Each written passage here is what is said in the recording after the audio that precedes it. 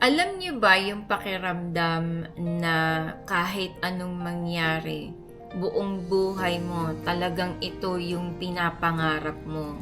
Yung isang bagay o isang lugar na kailangan makamit mo, mapuntahan mo. Dahil ito yung gusto mo sa buong buhay mo, ito lang yung gusto mong gawin at dito ka talaga, pakiramdam mo yung dito ka talaga, para sa isang lugar ka talaga na ito, yung ganon. Pero minsan,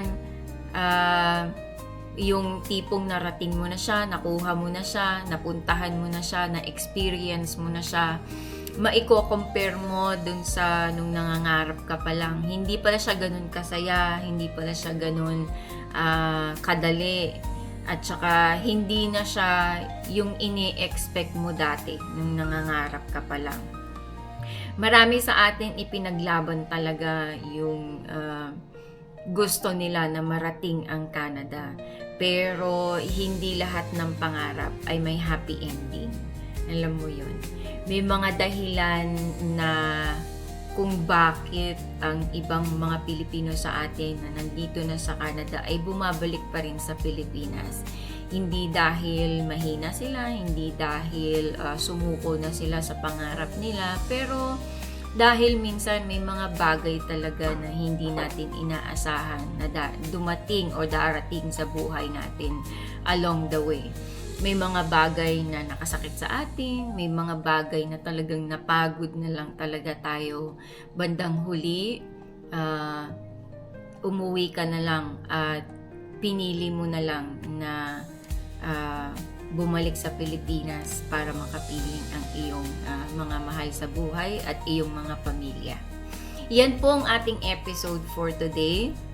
Ang isang Pilipino ay napagod, ang isang Pilipino ay nasaktan, ang isang Pilipino ay umuwi na lamang sa Pilipinas dahil sa mga bagay na hindi inaasahan nung nandito pa lang sila dito sa Canada. Ito pa rin po yung Goodbye Canada series episodes na ginagawa natin dito sa ating channel. At muli, kung ikaw ay bago dito, ito po ang Ang Ganap Canada. Kapag hindi ka pa nakapag-subscribe, mag-subscribe, mag-like, mag-comment, and mag-share, and stay tuned. Ito pong aking listahan ay nabuo ayon lamang sa aking kaalaman, sa aking opinion, at sa mga naging experience ko na rin dito sa Canada. Ilan din sa aking mga kakilala ay nakaranas din talaga ng ganito. So, umuwi na lang sila sa Pilipinas, mas ninais na lang nila na makapiling ang kanilang mga pamilya dahil hindi na nila natiis talaga yung hirap at lungkot na dulot ng Canada at dulot ng malayo sa kanilang pamilya. So, ang akin pong number 1 sa listahan ay siguro ilan sa ating mga kababayan ay hindi na natiis ang lungkot na dulot ng long distance relationship.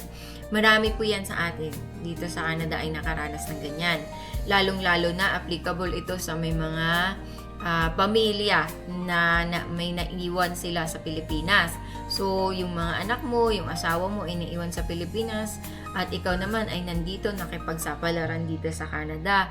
At habang nag-aantay ka ng iyong permanent residency, kasi yun naman talaga yung objective natin, na sana ma-permanent residence din tayo dito sa Canada at least meron na tayo talagang panghahawakan na dito na talaga tayo titira kasi you are a resident na, and then mas lalakas yung loob mo na dalhin yung pamilya, buong pamilya mo dito sa Canada kung meron ka nun. So kung nagpunta ka dito sa Canada, you are an immigrant and you have a work permit, wala kang kasiguraduhan. So, nagdesisyon ka siguro na ikaw muna ang pumunta dito sa Canada at maiwan ang iyong pamilya sa Pilipinas. Kaya lang, in between, yung mga taon na malayo ka sa iyong pamilya, parang talagang hindi mo maiiwasan yung malungkot, ma-homesick sa kanila, yung napapagod ka sa trabaho mo, yung tipo sanang gusto mo na pag-uwi mo, nakikita mo sila, nahahawakan mo sila, nayayakap mo sila, nahahalikan mo ang mister mo, nahahalikan mo ang iyong misis, yung ganong pakiramdam.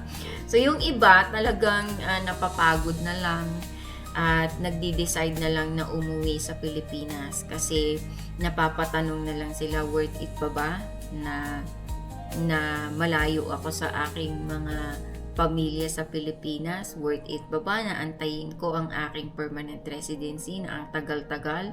Lalong-lalo ngayon, mapapaisip ka dahil again, pabago-bago ang immigration policies and rule ng Canada. Ngayong araw na ito yung regulations nila, ito yung rules nila tungkol sa mga immigrant or yung mga walang papel dito. Sa ibang araw, iba na naman. So yung ganon. So pabago-bago. So napapaisip talaga ang ilan sa ating mga kababayan na umuwi na lamang sa Pilipinas dahil doon, at least doon, kasama nila ang kanilang mga pamilya, kasama nila ang kanilang mga magulang, ang kanilang mga kapatid, at least doon, mas magiging masaya sila. So, etong mga desisyon na uwi sa iyo at para iwanan ang Canada, decision in between you and your family din siguro mas maigi yung ganon. Kasi hindi naman bigla-biglaan lang isang araw magdi-decide ka na uuwi ka ng Pilipinas. Hindi ganon. Lalo na kung may mga nakasalalay na may mga anak kayong iniisip, yung ganon. Hindi naman kayo gumastos ng ilang libo lang na para makapunta ka dito sa Canada. Siguro nakapagbenta pa kayo ng mga properties ninyo para marating mo lang ang Canada. So, mabigat talaga yung pagdidesisyon na goodbye Canada na, yung ganon, lalo na kung yun nga, may pamilya ka, may mga anak ka, yung talagang pinangarap mo ang Canada at ito talaga yung gusto ninyo ng buong pamilya mo. So, pagdidesisyonan yung dalawa, mag-uusap kayo, yung ba yung talagang gusto ninyo, yung ganon. So, yun po ang aking number 1 sa aking listahan. Ang ilan sa ating mga kababayan dito ay hindi na matiis ang lungkot na dulot ng long distance relationship at hindi na matiis na malayo sila sa kanilang pamilya. At dahil din siguro ito dulot ng matagal na silang nag-aantay ng kanilang permanent residency at walang kasiguraduhan kung hanggat kailan sila mananatili dito sa Canada. Ang number 2 ko po sa aking listahan ay siguro ilan sa mga kababayan natin na nandito na sa Canada ay napagod na sa paghahabol sa buhay. Ano ba yung ibig kong sabihin? Bakit natin hinahabol ang buhay dito sa Canada? Kasi akala natin nung nasa Pilipinas pa tayo, ang hirap-hirap ng buhay doon. Pero hindi natin inaasahan nung dumating tayo dito sa Canada. Iba po yung pagod na nararamdaman natin dito sa bansang Canada. Nasabi ko yan kasi hindi lang siya physical na pagod yung mararamdaman mo. Emotional din na pagod. Yung ganon. Kasi talagang sa trabaho mo, maghahabol ka. Sa mga bayarin mo, maghahabol ka din. Sa oras sa pamilya mo, maghahabol ka din. Ano bang hinahabol mo sa trabaho mo? Kasi kung minsan, for example, magbibigay sila ng additional shifts sa'yo, overtime sa'yo. Ibig sabihin, kung ititake mo yung opportunity na yon, mas malilesen yung time mo na to spend with your family. Meron kang maisa-sacrifice. Yung ganon. So, pag pinili mo naman yung pamilya mo, baka later on, hindi ka na mabigyan ng ganong offer. Or, kung later on, nag-ask ka ng overtime or nag-ask ka ng additional shift, hindi ka nabigyan. Kasi, tumanggi ka nung nakaraan. Yung ganon. So, kailangan habulin mo. Meron kang maisa-sacrifice. So, alam naman natin, karamihan sa atin dito sa Canada ay talagang trabaho kung trabaho. Kung merong overtime na available, ititake talaga natin yan. Kung merong additional shift na ma-offer ang ating company at magkakaroon tayo ng additional extra income, talagang ginagrab natin yan. Alam natin yan talaga. Kasi, hinahabol din natin ang ating bayarin. So, that's another thing. Yung ganon. So, habulin mo ang iyong mga bayarin dito sa Canada, lalong-lalo na ngayon. As I always say, masyado na pong mataas ang mga gastusin dito sa Canada. Ang cost of living ay hindi na siya kagaya noon. Kahit saan naman yata, lalong-lalo ngayon. dahil ang dami-dami nating nababalitaan dyan sa TV na eto na yung nangyayari sa in general sa mundo talaga. Mahirap na. Ang cost of living talaga ay napakataas na, lalong-lalo dito sa Canada kung i-compare mo siya noon. Yon. So, and another thing, kung ginawa mo yan, hahabulin mo din ang oras mo sa iyong pamilya. Kasi, like I said, kung pipiliin mo yung trabaho mo, mas malilesen yung time mo na may spend mo sa family mo. Meron ka talagang may isa-sacrifice.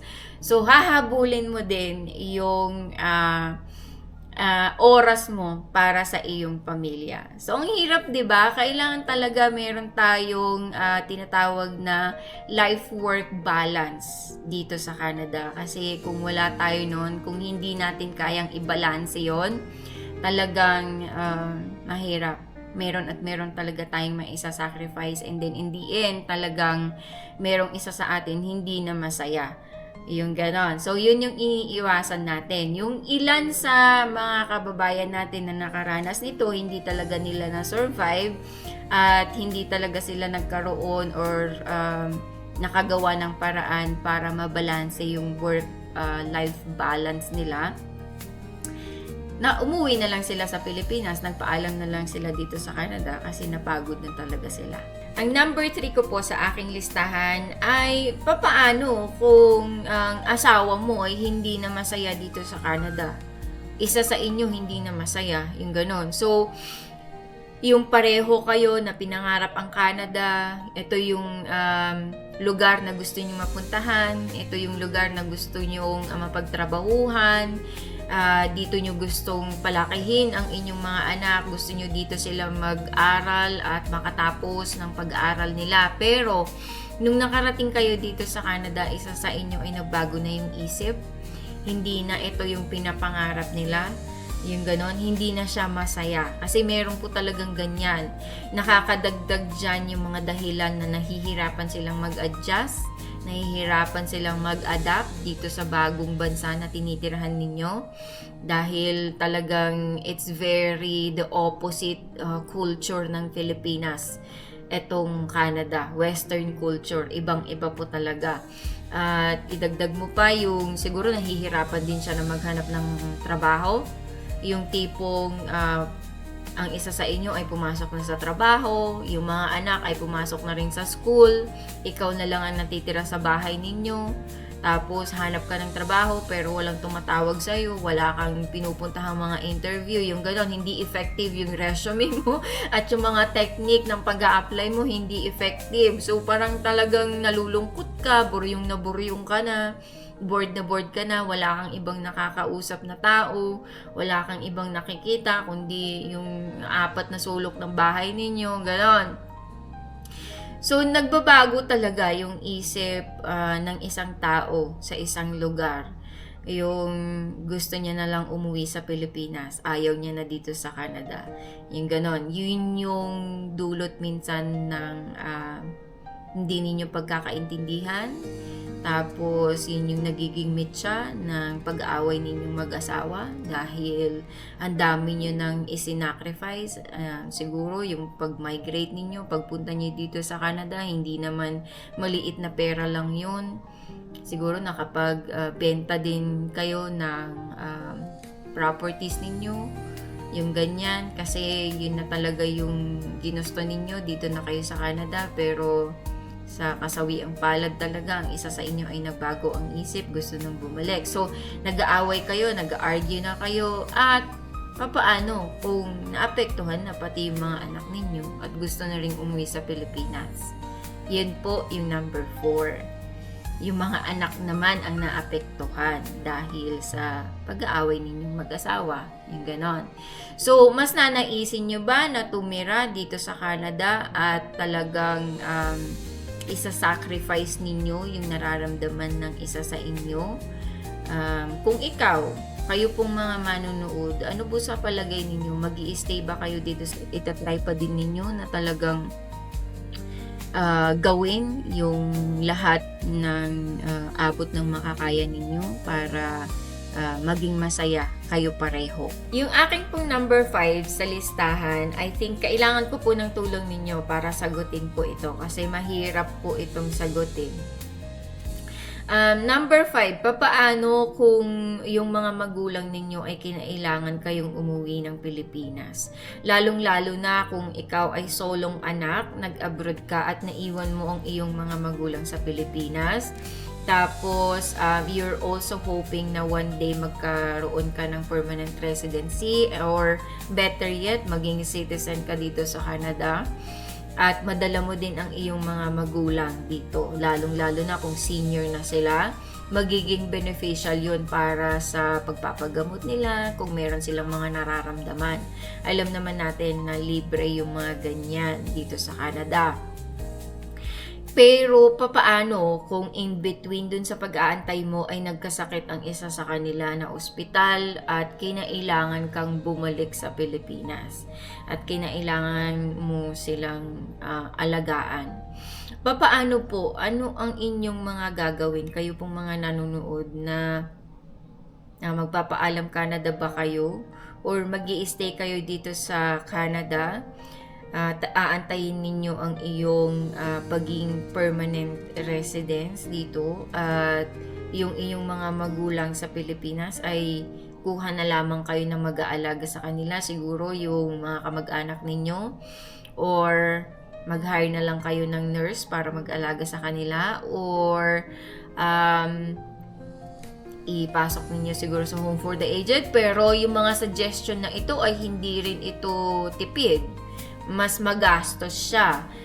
Kasi yung pinangarap mo yung Canada, hindi lang para sa sarili mo, kundi para din sa pamilya mo para din sa mga magulang mo. Yung ganon, lalong-lalo na kung 3 lang kayong nabubuhay, ikaw, kasi solong anak ka, yung nanay mo, yung tatay mo. Pero siguro talagang mapapauwi ang ating kababayan dito sa Canada. Mag-goodbye Canada siya sa palagay ko at uuwi na lang siya sa Pilipinas kasi talagang kung ang pamilya ang pinag-uusapan, yun yung pinakamasakit kung isa-sacrifice mo yung family mo over yung pangarap mo dito sa Canada. Mapapaisip ka siguro, lahat naman ng nangyayari sa buhay ng isang tao ay meron talagang dahilan. So, meron sigurong plano ang Panginoon para sa inyo talaga, hindi para sa Canada, kundi meron siyang ibang plano para sa inyo. Ito siguro yung way niya para i-reroute kayo dun sa plano niya. Balik kayo ng Pilipinas and then para maikasatuparan niya yung kanyang pangarap para sa inyo, yung talagang nakatadhana para sa inyo. Yun yung aking palagay. Napapaiyak ako dun sa aking advice. Oh my God. Yun po yung aking palagay. Siguro, mas sa aking opinion mas gugustuhin ko or na umuwi ng Pilipinas. Kasi yun nga, siguro merong ibang plano sa akin ang Panginoon. Lahat ng nangyayari sa buhay ng isang tao ay merong rason, merong dahilan. Yun po yung aking number 5. At dyan po nagtatapos ang ating episode for today. Hindi po madaling magdesisyon na iwan ang bansang kagaya ng Canada. Kasi alam naman natin maraming opportunity talaga na pwedeng i-offer ang bansang ito sa isa kagaya nating mga Pilipino. Pero ang talagang matinding tanong dyan, naging masaya ka ba sa pagtira mo dito sa Canada? Nakamit mo ba yung mga pangarap mo at pinapangarap mo dito sa Canada?